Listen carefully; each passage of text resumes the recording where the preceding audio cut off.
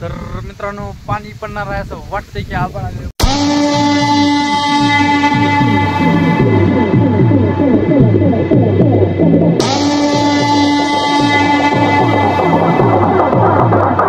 फुल आता वारं जर सुटलंय मित्रांनो तर बघू शकता मित्रांनो वारं एवढं भयानक सुटलेलं आहे.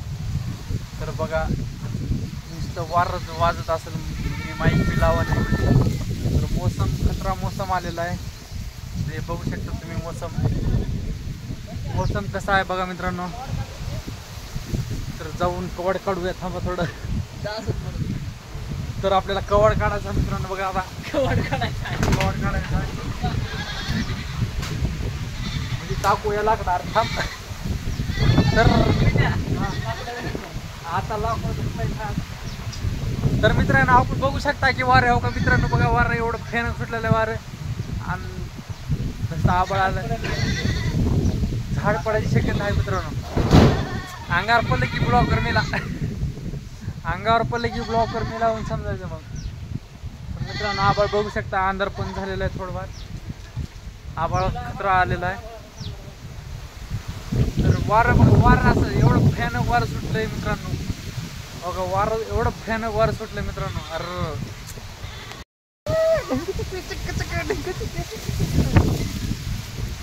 तर मित्रांनो बघा असं झाडच खायला येत मित्रांनो. पाणी बी ठेंब ठेंबे आले. तर बघा मित्रांनो आवाज एवढा भयानक आवाज आलेला आहे. तर वाजले असतील 6 मित्रांनो. तर एवढं मोठं पाणी येईल असं वाटतंय मला. त्या साईडनं पाणी पण चालू झालं मित्रांनो तेव्हा. पण तिकडे घर आहे असं दाखवू शकत नाही. तर आता इकडे बी चालू होईल मित्रांनो पाणी. ही बारीक बारीक थेंब आलेली आहेत. तर चला मी असं दाखवतो की आता डायरेक्ट पाणी आल्यावर.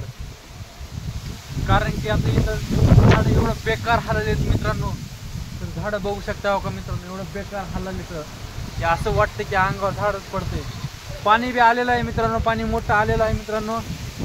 तर तुम्ही बघू शकता पाणी पण मोठं आलेलं आहे मित्रांनो. की आपल्याला मध्ये जाऊन आता कपडे ते ठेवावं लागेल बहुतेक.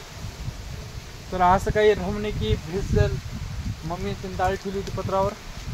डाळ पण नाही भिजल असं काही नाही. तर मित्रांनो बघू शकता की तुम्ही तेव्हा पाणी जर आलेलं आहे मित्रांनो मोठं पाणी आलेलं आहे.